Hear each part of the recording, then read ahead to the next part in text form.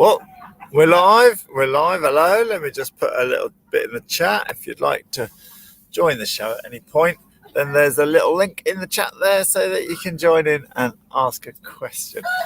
We're having a great time at the moment. So just behind the camera there, with two hens are fighting over a clutch of eggs, and the clutch of eggs has started hatching. And if we don't do something about it, there's going to be a killing ground while they fight over these chicks.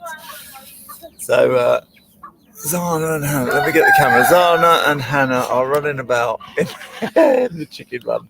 Let's just have a little look there. They're not going to be great. Oh, yeah. Can you see them? Oh, yeah. They're chasing all the chickens that are scattering all over the place. Oh, there. So it's very exciting. Nothing. Yeah, if you just tuned in, wanted to know about the unimportance of a correct seat, what we're doing is chasing chickens. I'm a liar. Right, how do I get this camera back again? There we are. But feeling a bit seasick after that. But there we are. Hello, everybody. Thank you for joining. Welcome to Ask Karl G, episode 38, which is going to be entitled The Unimportance of a Correct Seat.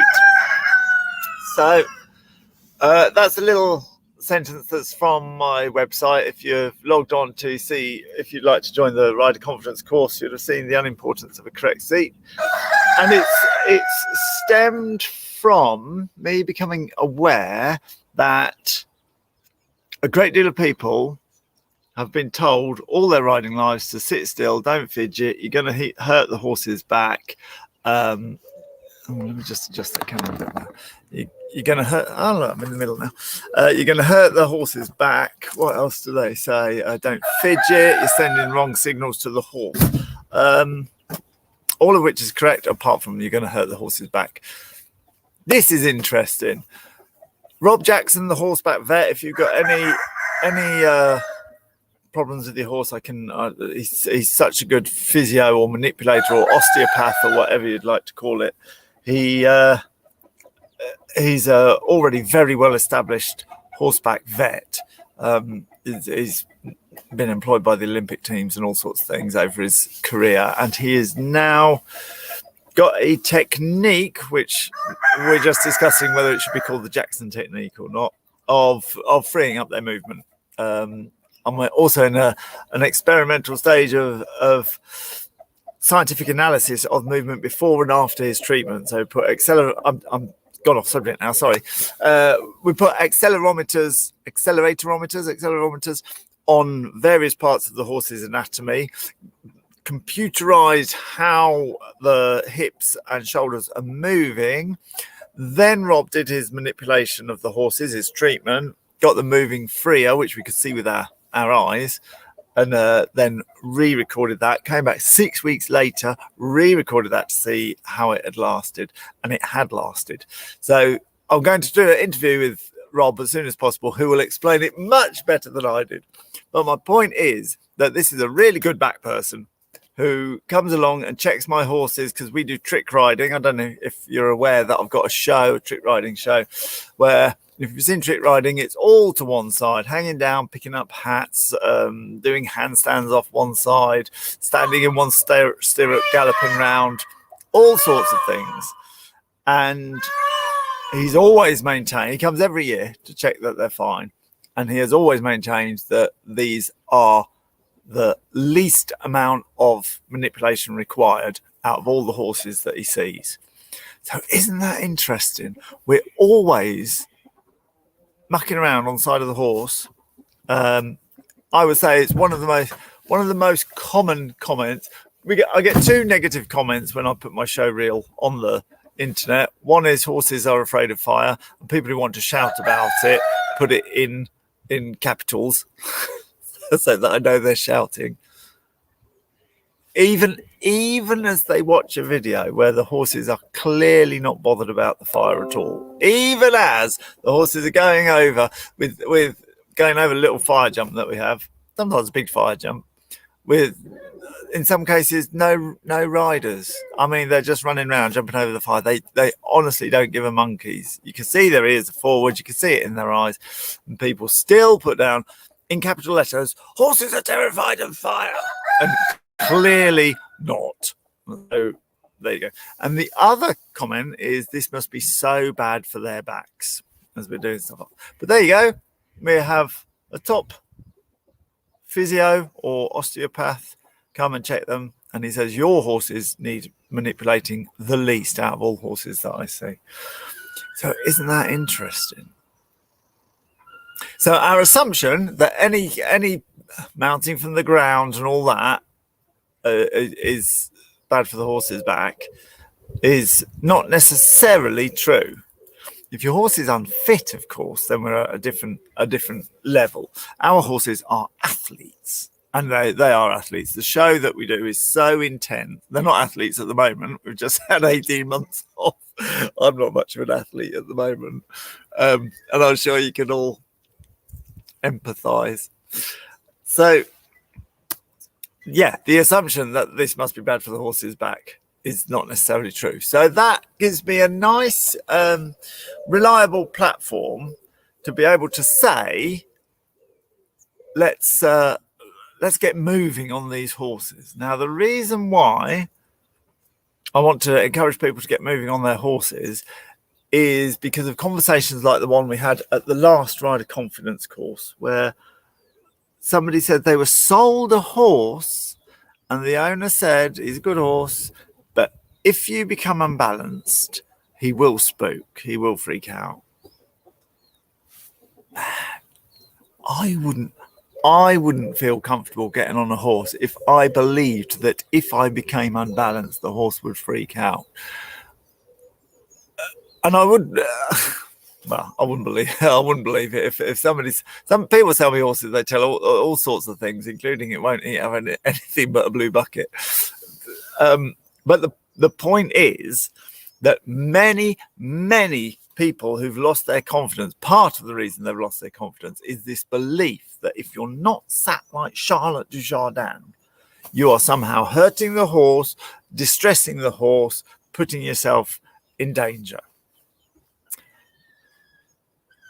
You might have a point if the horse has never encountered any other position apart from these humans trying to sit like statues. Horses aren't stupid. They know that we don't sit like statues. They know that we're normal creatures, and they see us walking around all the time. And then as soon as we sit in their back, we go into this utter rigid. You could go into the Ramblas in Barcelona and collect pennies for being a statue. You're so rigid there. And the horses know something's up. Of course they do. Which emphasises it even more that should the horse spook, trip or whatever, and you give a little scream, a little clamp on and put your hand on its neck, well, you've never done that before. So it's really quite important that your horse is used to you not sitting in the correct position. And this requires training.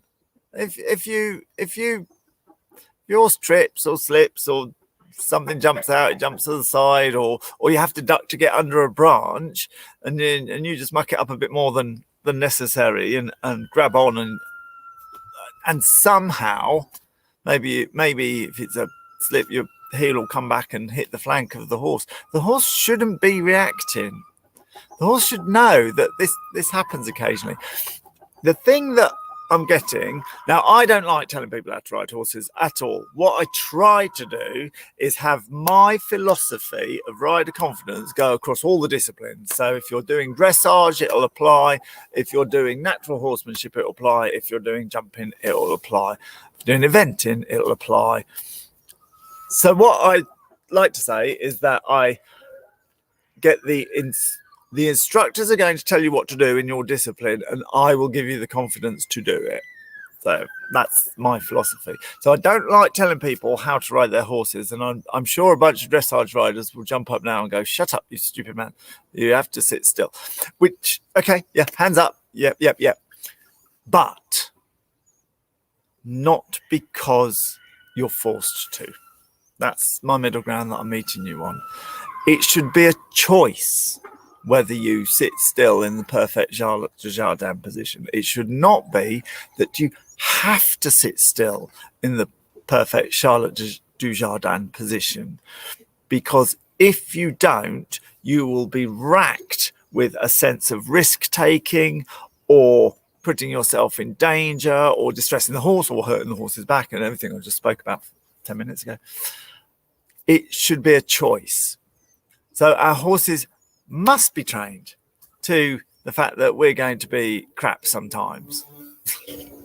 It's not going to hurt the horse's back for you to be turning around in the saddle, speak to the people behind you, lifting yourself off the saddle, standing in your stirrups, touching your toes, looking for a banana in your pocket, going on your phone. Well, maybe not going on your phone, but the actions of going on your phone, touching their ears, giving them a scratch, touching the tail, giving them a scratch, turning yourself sideways, lifting yourself on the cantle and the gullet, grabbing hold of the mane if you have to, or whatever strap you've got, and being sudden. If they just know that this is the way that people are, then when you have to do that, it won't lead to any problems, which means that if you think, okay, I need to grab hold of this mane, for example, you'll have the confidence to grab hold of the mane. But more importantly, you'll have been through a whole series of unprofessional training episodes. They're not unprofessional at all, but you understand what I mean, which will have created an understanding between you and your horse. That'll boost your confidence. Now we've got two confidence boosters going. A, I've trained my horse so that I know that I can quite happily grab hold of that mane if I need to, or if I've got old person hips and kick it up the bum when I'm mounting, dismounting, clamoring to stay on when it spooks or whatever. If I give it a bit of a kick or a clamp on, it's not going to freak out. And so you've got that for your confidence. You've also got the shared experience of gradually working up to these things, which is a whole new load of stuff, which could be a season or 2 seasons worth of shared experiences, and every shared experience is one in the bank of confidence.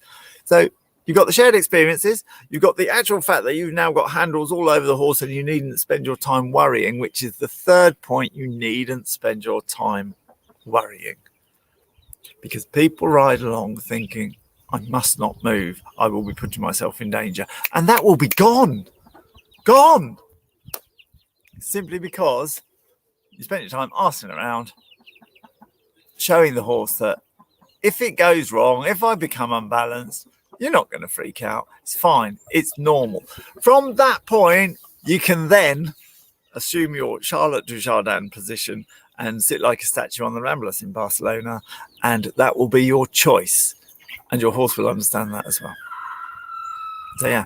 Unimportance of a correct seat. Thanks very much for listening. If you've got any comments, bung them in. Nice to see people here. Hello, Faye. Hello, Nat. Hopefully I'll be speaking to you later. If you've got any questions, bob them into the comments and I'll see if I can address them on the next episode. Thank you for watching, and I'll see you next time. Thanks for listening.